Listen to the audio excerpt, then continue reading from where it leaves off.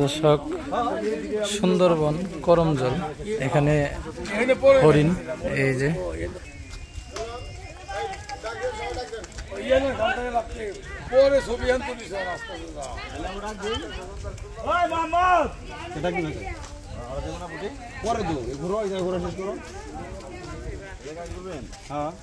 ticket কেটে নিয়ে যেতে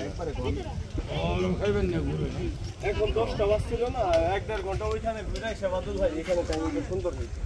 আরে ভাই বই তো মানে এই যে বানর,